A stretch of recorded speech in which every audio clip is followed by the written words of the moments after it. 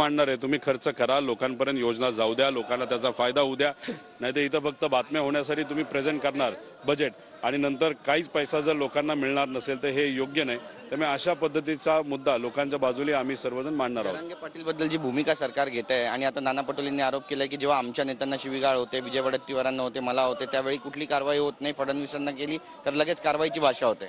नाही, आता विषय एवढाच आहे, बीजेपीचे अनेक नेते आहेत। आता काही दिवसांपूर्वी आपण जर बघितलं तर कोकणामध्ये सुद्धा काही भाजपचे नेते जे आहेत राणे कुटुंबातले यांनी जे आपले भास्कर जाधव आहेत त्यांच्या कुटुंबावर इतक्या खालच्या लेवलला जाऊन बोलले, त्याच्या बाबतीत तुम्ही काय बोलणार नाही का? सागर बंगला फक्त त्यांच्या सपोर्टसाठी आहे, त्यांना सेफ्टी देण्यासाठी आहे। तर त्यामुळे आज या महाराष्ट्रामध्ये जो कुणी असेल तो असंवैधानिक जर बोलत असेल तर या महाराष्ट्राच्या परंपरेला पटणार नाही, टिकणार नाही, तो कुठल्याही पक्षाचा असो। नक्कीच प्रकाश आंबेडकर यांनी जे विधान केलंय ते विधान असं आहे की कुणालाही माहीत नसणारा जरांगे पाटील हा आता शरद पवार यांचा बाप झालेला आहे। या विधानाशी तुम्ही सहमत आहात का? हे विधानाकडे नेमकं कसं पाहता? मी या विधानाकडे काय बोलणार नाही, याबद्दल साहेब जास्त बोलतील, पण मी एवढंच सांगेल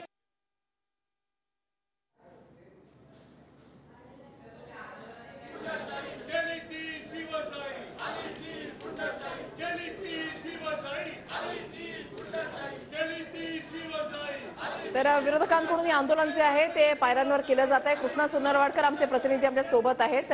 कृष्णा, विशाल, आपण पाहतो की राज्यातल्या काही ज्या गोळीबाराच्या घटना झालेल्या होत्या त्यावरून आता विरोधक आक्रमक झालेले आहेत आणि विधानभवनाच्या पायऱ्यांवरती विरोधी पक्षातील सगळ्या नेत्यांकडून ही घोषणाबाजी जी आहे ती सरकारच्या विरोधामध्ये केली जाते। गेली ती शिवशाही, आली ती गुंडशाही, अशा पद्धतीच्या घोषणा या सगळ्या विरोधी पक्षातील नेत्यांकडून केल्या जात आहेत आणि महाविकास आघाडीचे सगळे जे काही नेते आहेत ते विधानभवनाच्या पायऱ्यांवरती जमलेले आहेत।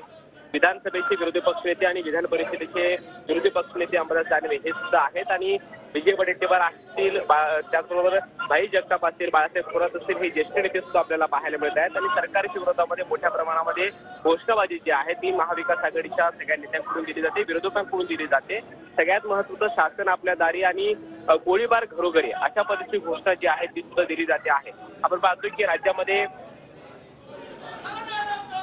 बरोबर आहे कृष्णा, तुम्ही असेच आपल्या सोबत राहा। विरोधक हे चांगलेच आक्रमक झालेले आहेत आणि विविध